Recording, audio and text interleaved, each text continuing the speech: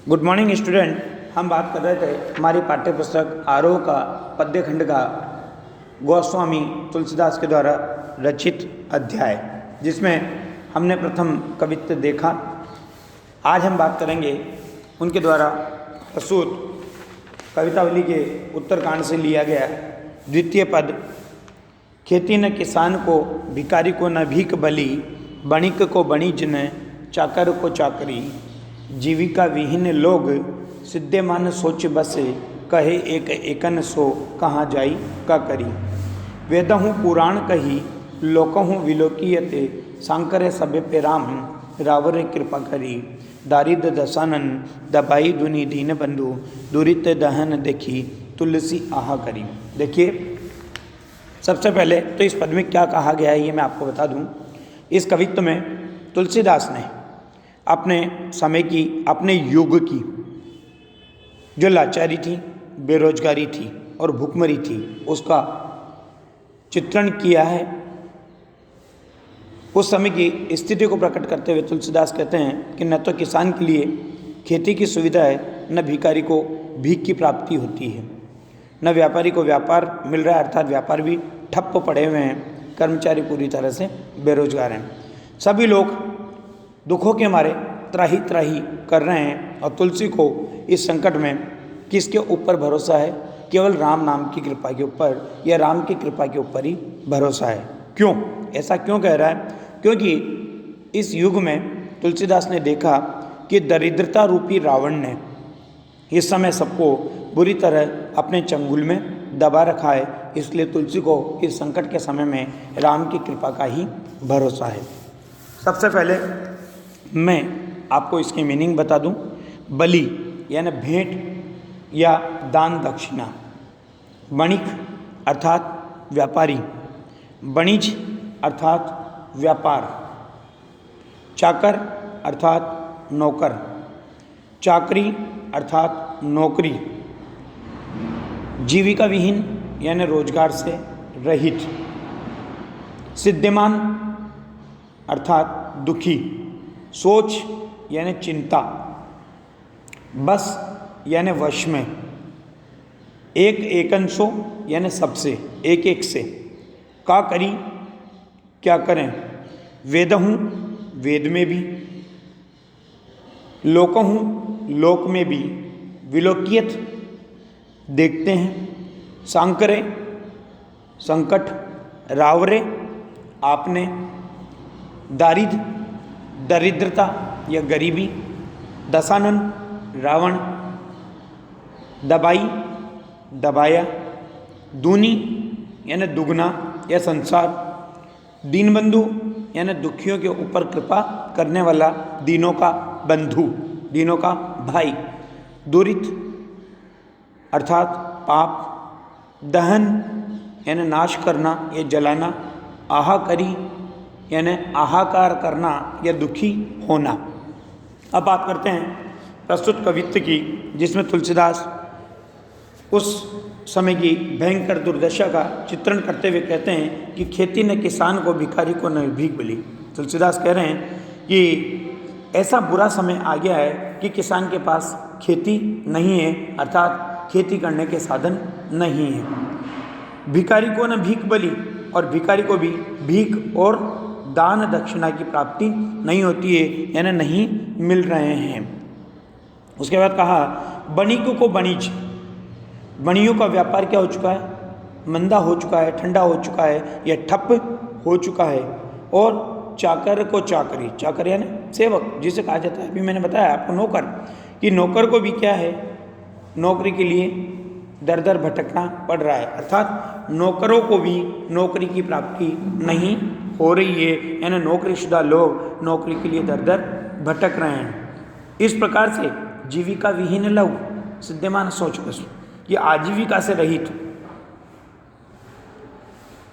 अब क्या कहा कि नौकरीशुदा लोग नौकरी के लिए दर दर भटक रहे हैं, उन्हें काम नहीं मिल रहा है, और आजीविका से रहित मनुष्य अर्थात काम धंधे से वंचित लोग दुखी होकर के, सिद्धमान यानी दुखी होकर के, चिंता के कारण एक ही बात सोचते हुए दिखाई दे रहे हैं, एक ही बात से सिहरे हुए दिखाई दे रहे हैं, एक बात से दुखी दिखाई दे रहे हैं, और कहे एक एकन सो कहाँ जाए का करी। और सभी एक एक से यही कहते हुए दिखाई पड़ रहे हैं, कहे एक एकन सो, ये सब एक दूसरे से क्या कहते हुए दिखाई पड़ रहे हैं, कहाँ जाई का करी, कि अब हम कहाँ पर जाएं और क्या करें।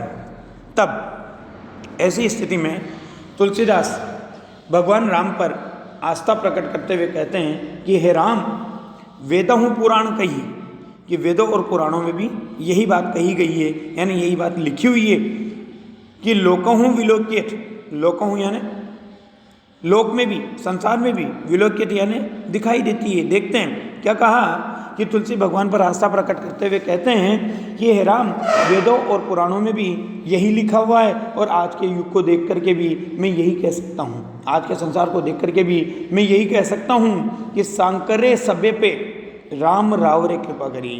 क्या कह सकता है? ये ऐसे सांकरे यानी संकट के समय में आप ही क्या करते हैं, रावरे यानी आप ही कृपा करी यानी कृपा करते हैं तो संकट टल जाता है। क्या कहा कि जब भी इस संसार में किसी के ऊपर संकट पड़ता है तो हे राम प्रभु आप ही इस संसार के लोगों को संकट से निकालते हैं, और संकट के समय में आप ही कृपा करते हैं तो उनके जीवन का संकट टल जाता है। उसके पश्चात क्या कहा कि दारिद्र दशानन दबाई दीन बंधु, दूनी दीन बंधु, ये दीन बंधु, हे दीन दयाल, आज दारिद्र दशानन, दारिद्र यानी दरिद्रता, दशानन यानी रावण, कि दरिद्रता रूपी रावण ने सारी दुनिया को क्या कर लिया है, अपने चंगुल में फंसा लिया है। और क्या कह रहा है, दुरित दहन देखे तुलसी आह करी, दुरित यानी पाप की, दहन यानी अग्नि को जलता हुआ देख करके क्या कहा कि चारों ओर पापों की जो ज्वाला जल रही है, चारों ओर जो पापों की अग्नि जल रही है, उस पापों की ज्वाला को देख करके तुलसीदास कह रहे हैं, उसे देखकर क्या कह रहे हैं, तुलसी आहा करी, तुलसीदास कह रहे हैं कि सब और क्या हो गया है, आहाकार मच गया है, त्राही त्राही मच गई है, सब क्या करने लगे हैं, हाय हाय करने लगे हैं। अब देखिए इस पद का एक बार मैं क्लियर कर देता हूँ कि वास्तव में ये पद क्या कहना चाहता है आपको, कि मजदूर, किसान, व्यापारी, भिखारी, भाड़, नौकर, चाकर, अभिनेता, दूत, बाजीगर, जितने भी हमने पिछले पद में पढ़े थे, ये सब काम नहीं मिलने के कारण भूखमरी के शिकार हो चुके हैं और परेशान हैं। आजीविका से विहीन होकर के लोग चिंता के मारे सिहर कर एक दूसरे से जाकर के यही कहते हुए दिखाई दे रहे हैं कि हम क्या करें और कहाँ जाएं। अब तुलसी जो कि राम भक्त हैं, उन्हें इस भयानक भूखमरी में भी दीनबंधु राम से ही केवल उद्धार की आशा है। तुलसी ने यहाँ पर दरिद्रता रूपी रावण यानी दारिद्र दशानन दबाई दुनी कहकर दरिद्रता को रावण की संज्ञा दी है। उनके अनुसार दरिद्रता रूपी रावण ने क्या कर रखा है, पूरी दुनिया को बुरी तरह से दबा लिया है। उसके पापों की ज्वाला को बढ़ता देखकर लोग बाग हाय हाय करके चिल्लाने लगे हैं। किसान, व्यापारी, भिखारी और चाकर अपनी अपनी रोजी रोटी के अभाव में परेशान हैं। और इस कवित्व को पढ़कर एक बात तो स्पष्ट होती है कि बेरोजगारी कोई आज की समस्या नहीं है, यह तो युगों युगों से प्रकट समस्या है, और तुलसी का युग भी इस भयंकर समस्या से ग्रस्त था। यहाँ पर इस पद में तुलसी की राम के प्रति भक्ति भावना प्रकट हुई है। उनके लिए राम दीनबंधु है, कृपालु हैं और सर्वसमर्थ स्वामी हैं। तुलसी की भक्ति में दास की भावना यानी दास्य भावना तुलसी की भक्ति में दिखाई देती है। कहाँ जाए काकरी में लोगों की वेदना बिल्कुल साकार रूप में दिखाई देती है।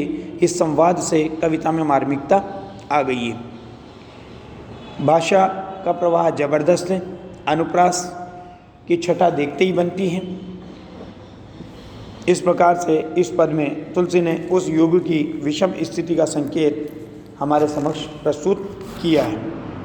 अब देखिए अगला, धूत कहो अवधूत कहो रजपूत कहो जोलहा कहो कोऊ, काहू की बेटी सो बेटो न ब्याहब, काहू की जाति बिगाड़ न सोऊ, तुलसी सर नाम गुलामू है राम को, जाको रुचे सो कहे कछु ओहू, मांगी के खईबो मसीत को सोईबो, लईब को एक न दईब को दोईबो। देखिए इसमें क्या कहा है, इस सवैये के अंतर्गत तुलसीदास ने लोगों की आलोचना और निंदा को ठोकर मारते हुए कहा है कि मुझे कोई धूर्त कहे या अवधूत कहे, राजपूत कहे या जुलाहा कहे, मुझे इससे कोई फ़र्क नहीं पड़ता, क्योंकि मुझे किसी की बेटी से अपना बेटा नहीं ब्याहना है जो कि मैं जाति का ख्याल करूं। तुलसी तो बस किसके गुलाम है? राम के गुलाम है। इसलिए उन्हें जो अच्छा लगता है वो वही कार्य करते हैं, वो मांग कर खाते हैं और मंदिर में सोते हैं, मस्जिद में सोते हैं, उनका दुनिया से कोई मतलब नहीं है। अब सबसे पहले इसके मीनिंग बता दूं मैं आपको। धूत यानी धूर्त, धोखेबाज, शठ, मक्कार, अवधूत। अवधूत का मतलब है वीतराग या परमहंस। वीतराग का मतलब होता है जो जिसको संसार से विरक्ति हो जाती है। रजपुतु यानी राजपूत, राजपुत्र या क्षत्रिय। जुलाहा, जुलाहा कपड़े बुनने वाला। कोऊ यानी कोई। काहू यानी किसी की। ब्याहब यानी ब्याह करना है। बिगाड़ यानी बिगाड़ना या खराब करना। सरनाम प्रसिद्ध, गुलामू दास, जाको जिसे, रुचे अच्छा लगे, ओऊ और, खैबो खाना, मसीत मस्जिद, यहाँ मस्जिद का अर्थ हम देवालय से लेंगे, सोइबो सोना, दैबो लेना, दैब देना, दो दो।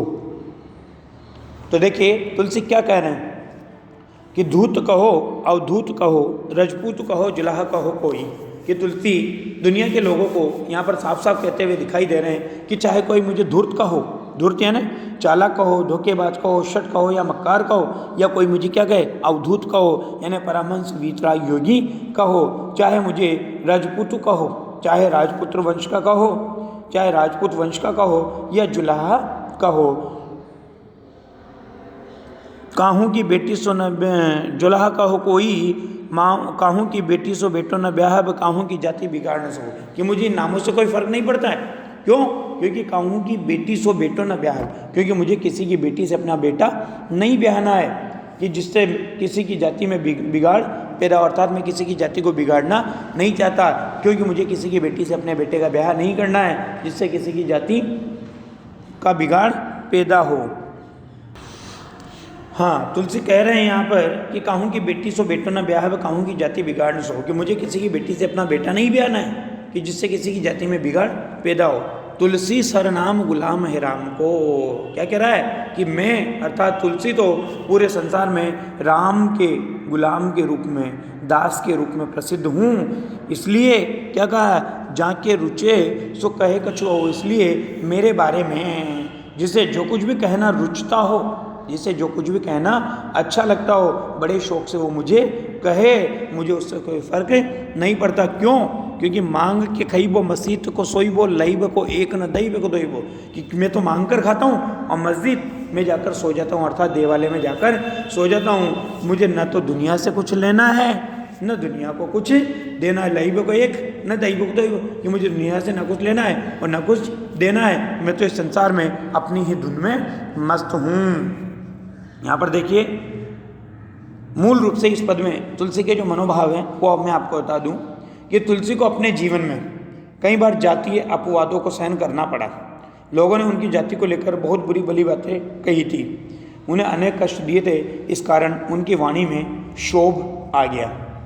तुलसी अपने भक्त के रूप पर गर्व करते हैं। वे स्पष्ट कहते हैं कि तुलसी सरनाम गुलाम है राम को। तुलसी भिक्षावृत्ति से जीवन यापन करते थे, उनके पास रहने के लिए स्थायी घर नहीं था, इसलिए वो मस्जिद में जाकर सोते थे, अर्थात मंदिरों में जाकर के सोते थे। तुलसी घरग्रस्त नहीं थे, नहीं उन्हें सांसारिक मान मर्यादाओं से कुछ लेना देना था, न उन्हें जाति की परवाह थी और न उन्हें किसी से बेटा बेटी की शादी करनी थी। वे किसी के अपमान करने से भयभीत भी नहीं थे, इसलिए वे खुलेआम कहते थे कि जाको रुचे सो कहे कछु ओऊ, जिससे मेरे बारे में जो भी रुचता हो खुलकर कहे, मैं किसी की परवाह नहीं करता। यहाँ पर देखिए तुलसी की भक्ति में आत्ममुक्त योगियों जैसी बेफिक्री और निश्चिंतता दिखाई देती है। उनमें अपने विरोधियों को ठेंगा दिखाने की निर्भीक मस्ती है। इससे ज्ञात होता है कि तुलसी को अपने जीवन में अनेक अपवादों और विरोधों से गुजरना पड़ा। तुलसी जाति प्रथा को भी मानते हैं, इसलिए साफ कह रहे हैं कि उन्हें जाति में बिगाड़ पसंद नहीं है। तुलसी को अपने राम भक्त होने पर गर्व है, वे स्वयं को राम का गुलाम कहते हैं। यहाँ दास्य भक्ति का भाव है, जिसके अंतर्गत उन्होंने प्रभु को सर्वसमर्थ माना है और भक्त को लघु, तुच्छ और दास के रूप में माना है। अनुप्रास आदि अलंकारों का प्रयोग है, शब्द की प्रभावशीलता देखते ही बनती है। बाकी आगे की क्लास में। धन्यवाद।